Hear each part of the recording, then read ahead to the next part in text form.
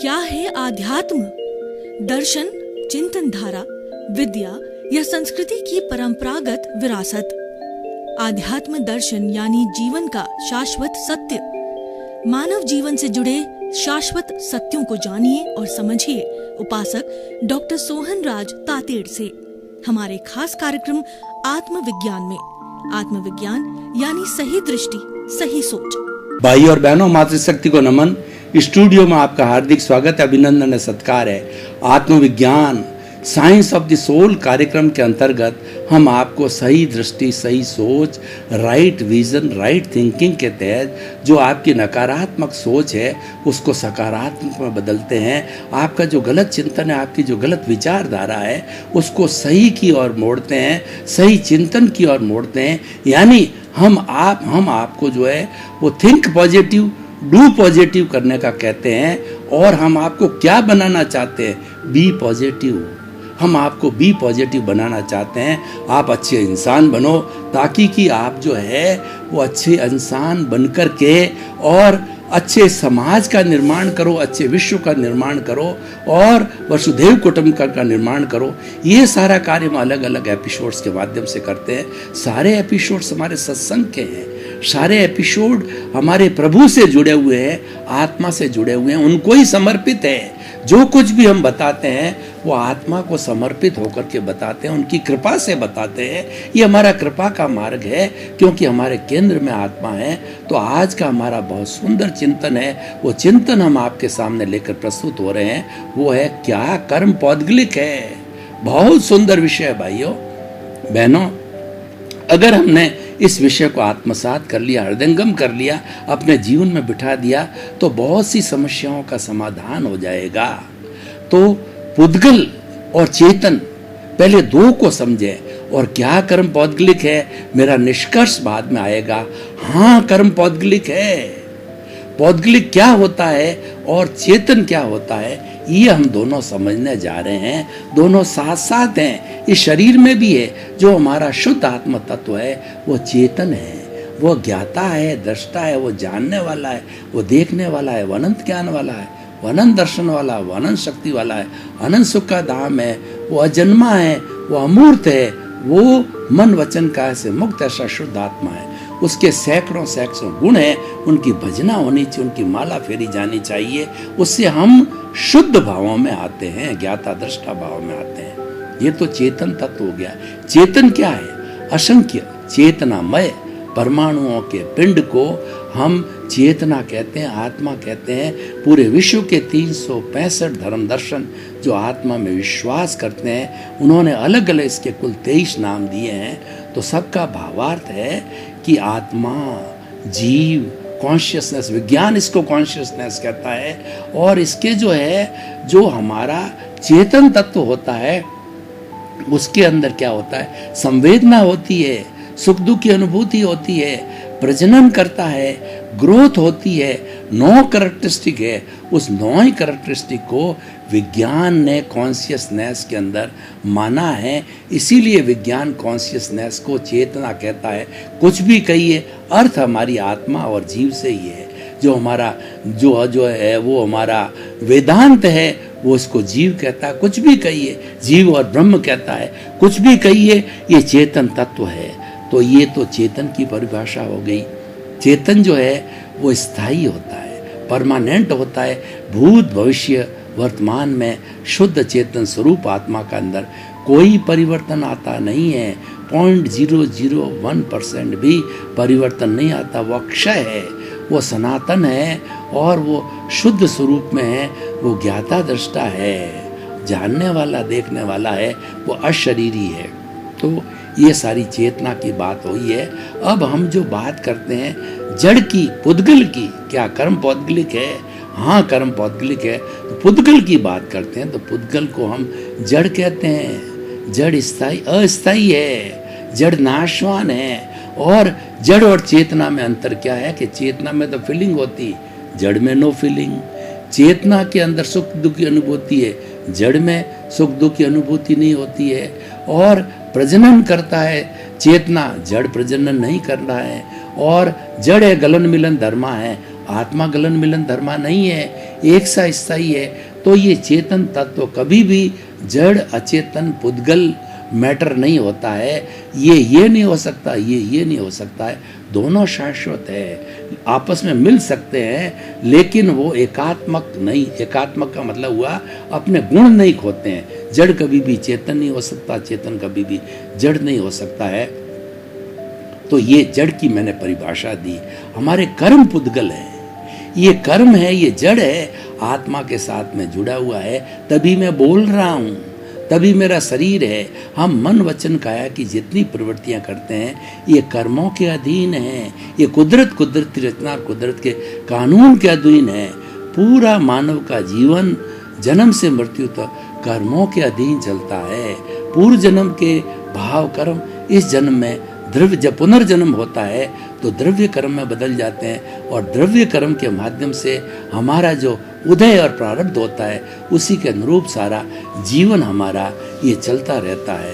तो भाई और बहनों, ये सब पुद्गल है और ये कर्मों के अधीन है, और ये पुद्गल ही कर्म है। इसको जो है हम जो है कर्मों को जो है वो हमारे जो आत्मा में विश्वास करता है वह धर्म दर्शन जो है हर एक कर्म में, इसके नाम अलग अलग हो सकते हैं क्यों, हर एक की अपनी अपनी मान्यता है। लेकिन नदियाँ बहुत होती है, पर सारी नदियाँ जाकर के समुद्र में जाके विलीन हो जाती है। वो समुद्र में विश्वास करती है, समुद्र में मृत हो जाती है। तो हमारी कर्म की थ्योरी के नाम अलग अलग हो, कोई अदृष्ट कहता है, कोई पुण्य पाप कहता है, कोई देव कहता है, और कोई जो कर्म कहता है, कोई कर्म रज कहता है, कुछ भी कहो। तो कुल मिला के ये ऐसी इम्प्योरिटी है जो आत्मा को दूषित कर रही है। जब ये इम्प्योरिटी हटा दी जाती है, क्योंकि पुद्गल होता है, वो नाशवान है, वो हटाया जा सकता है। जब हटाया जाता है तो मूल स्वरूप के अंदर आत्मा आ जाती है। जैसे कि चमकता हुआ जो दोपहर का सूर्य होता है, जो चमकदार होता है, लेकिन बारिश वगैरह ऐसा रीज़न बनता है कि जो है वो बादल है उसको आच्छादित कर देते हैं। उसी तरीके से हमारी आत्मा जो अनंत ज्ञान, अनंत दर्शन, अनंत शक्ति और अनंत सुख है उसको आच्छादित करते हैं, ये कर्म करते हैं। और ये कर्म ही पौद्गलिक है, और कर्म आच्छादित होने के कारण इसका स्वरूप प्रकट नहीं होता है। ये उसको ढक देते हैं, उसके आवरण हैं, ये कवर्स हैं, उसके ये पर्दे हैं, उनको ही हम कर्म कहते हैं। मूल रूप से 8 होते हैं और इसकी उत्तर प्रकृतियाँ 148 है। ये विषय अलग है, मैं उस पर नहीं जाना चाहता हूँ।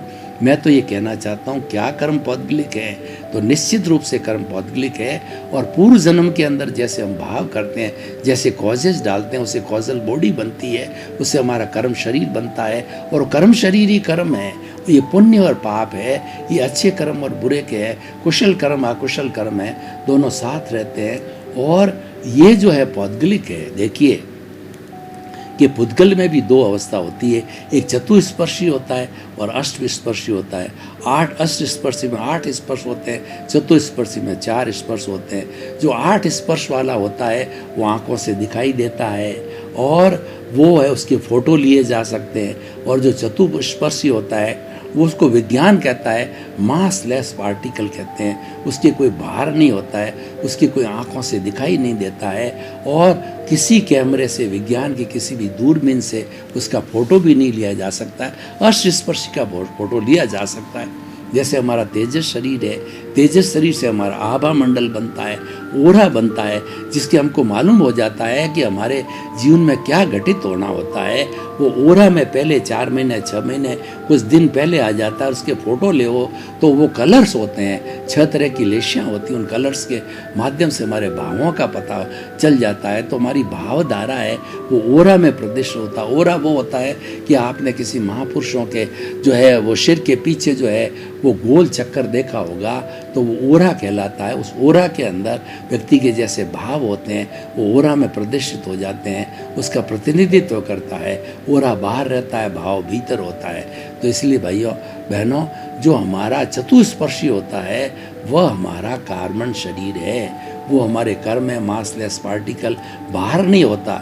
इसलिए जन्म जन्मांतर के जितने भी जो है हम ये कार्बन शरीर को साथ लेके चलते हैं, कॉजल बॉडी को लेते हैं जिसको हम अचेतन मन भी कहते हैं, ये आत्मा के साथ जुड़ा हुआ होता है। तो ये जो है जन्म जन्मांतर से आत्मा के साथ चल रहा है। अगर इसमें भार होता तो मेरे ख्याल हाथी डायनासोर्स के बराबर इतना भारी हो जाता, लेकिन ऐसा नहीं है क्योंकि इसके भार नहीं है, इसीलिए ये भार मुक्त होने के कारण आत्मा के साथ जुड़ा रहता है। तो कर्म है, पुद्गल है वो, परंतु वो आँखों से दिखाई नहीं देता, वो अमूर्त है, वो अदृश्य है। पौद्गलिक होते हुए भी वो अदृश्य दिखाई नहीं देता है, मूर्त नहीं है, इसलिए कर्म वास्तव में पौद्गलिक है। और ये कर्म एक अशुद्धि है, कर्म एक जड़ है। मैं शरीर की बात करूं तो ये जो शरीर मिला है हमको, कर्म शरीर से मिला है। हमारे जीवन में जो कुछ भी घटित होता है वो कर्म शरीर के उदय से होता है। वह उदय भाव आते ही अगर अच्छा उदय भाव है तो हम क्या दान देने लग जाते हैं, धार्मिक प्रवृत्ति करने लग जाते हैं, सेवा करने लग जाते हैं। और भीतर से जो पाप का भाव आता है, वो जो हमारे पाप का भाव आता है, अशुभ भाव आता है, तो हम हिंसा करने लग जाते हैं, दुराचरण करने लग जाते हैं, और जो है पंचेंद्रिय सुख के अंदर चला जाते हैं, अनैतिकता करने लग जाते हैं, किसी की बुराई करने लग जाते हैं, किसी के दोष देखने लग जाते हैं, किसी के प्रति अभिप्राय ओपिनियन देने लग जाते हैं, किसी को दुख देने लग जाते हैं, किसी के प्रति बुरा भाव करते हैं, हमारा राग द्वेष बढ़ता रहता है। कहने का अर्थ ये हमारे ये जो कर्म पौद्गलिक यही राग द्वेष है। और ये जो एक वेल्डिंग है जो आत्मा के साथ लगा हुआ है, मुख्य बात समझने की यही अज्ञान है। जो हमारा कर्म पार्ट जितना भी है वो अज्ञान है, उसको हमने अर्जित किया है, और ये अज्ञान को संचित करता है। यानी हमारे जो कर्म है वो पुनः कर्मों को जोड़ते हैं, और इन कर्मों को हटाए बिना मुक्ति नहीं है, क्योंकि ये तो जड़ है। ये मेरा जो शरीर है, हमको जो है जब ज्ञान हो जाता है, जब इस अज्ञान को जीतने के लिए ज्ञान को पैदा करना है, ज्ञान एक प्रकाश है। तो एक बहुत बड़ा घना अंधेरा हो शताब्दियों का, और एक छोटा सा दिया जला देते हैं तो अंधेरा जो है भाग करके प्रकाश हो जाता है। तो ठीक उसी तरीके से हमारे भीतर अज्ञान भरा हुआ है, वो ज्ञान का दीपक जला दिया जाता है। वो दीपक हम स्वयं नहीं जला सकते, वो कृपा मार्ग से जलता। हमको सद्गुरु मिलना चाहिए, हमको ज्ञानी पुरुष मिलना चाहिए। इसीलिए हमेशा भावना भाव, शुद्ध भाव करो कि मुझे हर जन्म के अंदर ज्ञानी पुरुष मिले, हर जन्म में मेरे को मोक्ष के कर्म मिले, क्योंकि मुझे मुक्ति जाना है। ये शुद्ध भाव है। ये शुद्ध भाव करने से ज्ञानी पुरुष हमको मिल जाता है, और ज्ञानी पुरुष भेद विज्ञान करा देता है। जड़ और चेतन का जो है हमको भेद विज्ञान करा देता है कि तुम तो चेतन हो, ये जड़ तुम्हारा व्यवहार जगत है, ये लेकर के आए हो, ये तो हो रहा है, ये तो नियत है, और ये आया और गया, आया और गया, आया और गया। ये जो उदय चलता रहेगा, और ज्यों ज्यों उदय भाव समाप्त होता रहेगा, कर्म कटता रहेगा, निर्जरण होता रहेगा, उसका नाम निर्जरा है। तो भाई और बहनों, हम जो ये चिंतन करें कि कर्म को पौद्गलिक मानकर, कर्म को जड़ मान करके, और ये विनाशी है, अब विनाशी और अविनाशी को समझे, हम सच्चिदानंद को समझे। हमारी आत्मा को सच्चिदानंद कहा गया है। सच्चिदानंद का चिंतन करना वो हमारे शुद्ध भाव है, और शुद्ध भाव है हमें जल्दी मुक्ति की ओर ले जाते हैं। शुभ भाव भी अच्छे हैं, वो भी मुक्ति को ले जाते हैं। वो धीरे धीरे धीरे क्रमिक, पहला गुण स्थान, दूसरा, तीसरा, चौथा, पांचवा, चढ़ते चौथे 14 गुण स्थान पर जाते हैं। और जब हम शुद्ध भावों में चले जाते हैं तो सीधा ही ऊपर 12वें गुण स्थान के अंदर चले जाते हैं, क्योंकि आत्मा के विकास में चले जाते हैं। ये जो हमारा शुद्ध भाव है, और ये हमारा जो ज्ञान है, आत्मज्ञान है, ये हमारी आत्मा को काफ़ी शुद्ध अवस्था के अंदर चला डाल देता है, और आत्मा में शुद्ध भाव आने का ये धीरे धीरे प्रगति करता हुआ आगे बढ़ता है। हमारा अनंतानुबंधी जो कषाय है, जो कर्म बंधन का मुख्य कारण है, वो ज्ञान है, उसको जो है ये हमारा शुद्ध भाव है वो मिटा देता है।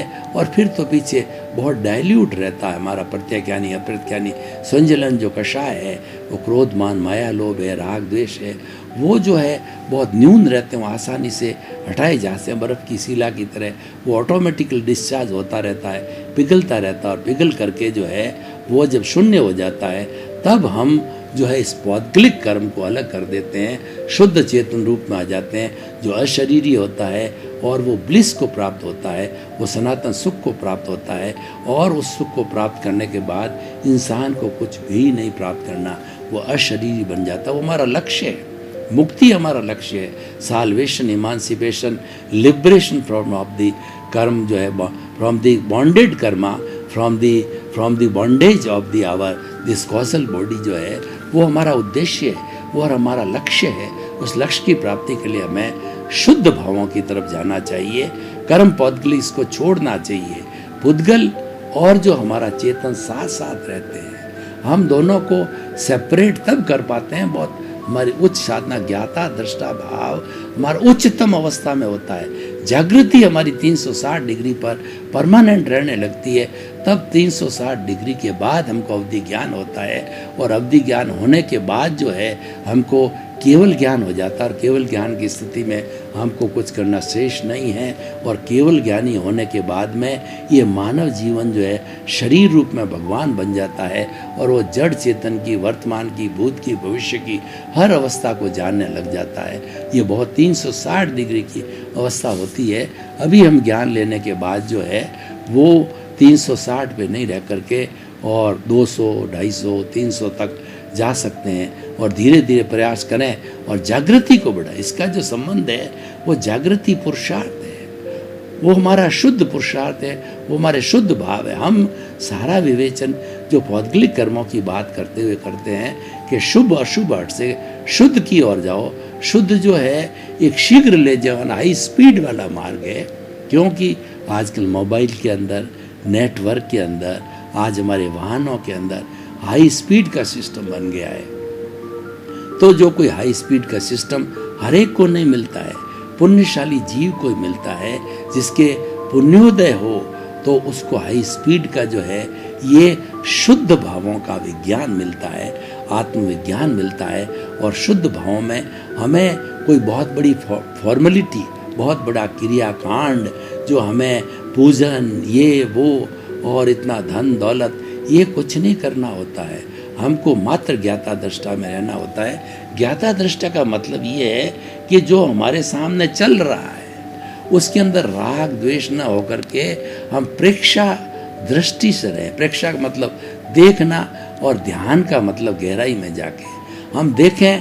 तो कैसे देखें, चाहे खुली आंखों से देखें या बंद आंखों से देखें, तो कहना राग द्वेष मुक्त होकर के देखो, वही ज्ञाता दृष्टा भाव है। तो जब हम ये इस टेक्निक को डेवलप कर देते हैं कि हर चिंतन के साथ में हम राग द्वेष को अलग कर देते हैं, यानी संभाव, राग द्वेष को अलग करने का मतलब संभाव की स्थिति है, वो ज्ञाता दृष्टा की स्थिति है। संभाव की स्थिति है वो शुद्ध भावों की स्थिति है। और राग और द्वेष जो है ये हमारे अशुभ भाव होते हैं। और धार्मिक क्रिया है, इसका रिएक्शन देना होता है। हमारे शुभ भाव है वो भी अच्छा है, लेकिन उसके साथ में पुण्य का उदय होता है, वो भोगना पड़ेगा, फिर लंबा समय तक रहेगा। हमारे पास में ज़्यादा समय नहीं है, हम तो जल्दी मुक्ति को जाना चाहते हैं। तो कर्म पौद्गलिक है ये मानना चाहिए, और कर्म जड़ है, ये कर्म जड़ है, वो अपने आप उदय होता होता विलीन हो जाएगा। आप नए कर्म मत डालो, यानी कर्मों की उपेक्षा करो। उस कर्मों को जो है आप देखना चालू करो, उस कर्मों के साथ ज्ञाता दृष्टा रहो, उसके साथ जुड़ो मत। और हर वक्त चिंतन करो कि मैं तो शुद्ध आत्मा हूँ, मैं तो ज्ञाता हूँ, मैं तो दृष्टा हूँ, मैं तो जानने वाला हूँ, मैं देखने वाला हूँ। क्या जानना, क्या देखना कि जो उदय भाव चल रहा है, ये मन वचन काया रूपी सोनराज का जो पुतला है वो क्या कर रहा है, खा रहा है, पी रहा है, उठ रहा है, बैठ रहा है, कैसे चिंतन कर रहा है, उसको मात्र जानना और देखना, उसके साथ जुड़ना नहीं, उसके साथ अपना मतलब जो है संपर्क नहीं बिठाना। संपर्क जो ही हमने बिठाया तो हम ज्ञाता दृष्टा भाव से अलग हो गए, हम भोक्ता भाव में आ गए, हम जुड़ते हैं। ये हमारा एग्जैक्टली वर्ड है, भोक्ता भाव। हमको भोक्ता नहीं होना है, हमको तो ज्ञाता दृष्टा, नोअर और शेयर रहना है, एंजॉयर नहीं रहना है। एंजॉयर होते ही जो हमें ब्लेम और क्लेम चालू हो जाता है, एंजॉयर होते ही जो है राग द्वेष आ जाता है, प्रियता अप्रियता आ जाता है, अच्छा हो जाता है, बुरा होता है। कोई भी चीज़ को एंजॉय करोगे तो ये दो दृष्टिकोण बन ही जाते हैं कि ये अच्छा या बुरा है। तो हमको भोक्ता नहीं बनना है, बिल्कुल भोक्ता पर क्रॉस कर दीजिए। हमको तो मात्र ज्ञाता दृष्टा होना है कि ये जो भोगने वाला सोवन राज है, ये पीछे से करके आया है, ये भोग रहा है, तो ये भोगने दो। मैं ये नहीं हूँ, मैं अलग हूँ, ये अलग है, मैं अलग हूँ, ये जड़ है, ये चेतन है, ये नाशवान है, मैं शाश्वत है, मेरा इससे संपर्क हो गया है, तो मैं इससे छुटकारा पाना चाहता हूँ। छुटकारा ज्ञाता दृष्टा से होगा। ज्ञाता दृष्टा शुद्ध भाव में ज्यों ही हम आ गए, संभाव में ज्यों आ गए, त्यों ही हमारा जो ये पौद्गलिक कर्म जिसकी आज हम चर्चा कर रहे हैं, इसकी धुलाई चालू हो जाती है। ये ज्ञाता दृष्टा भाव एक डिटर्जेंट पाउडर है। जब हमारी वॉशिंग मशीन में डिटर्जेंट पाउडर हाई पावर का आ जाता है तो बड़े से बड़ा दाग भी साफ हो जाता। बहुत से ऐड हमने टीवी पे देखा है कि पावरफुल डिटर्जेंट के यूज़ करते ही गहरा से गहरा दाग धुल जाता है। तो हमारा ज्ञाता दृष्टा भाव हाई क्वालिटी का डिटर्जेंट है और इसको जो है कर्म पौद्गलिक शरीर दाग है, इस दाग को धोता रहता है और जिस तरीके से वो हमारी जो मशीन होती है, वॉशिंग मशीन है, ये सब कुछ धोने के बाद के अंदर उस कपड़े को एकदम वाइट कर देती है।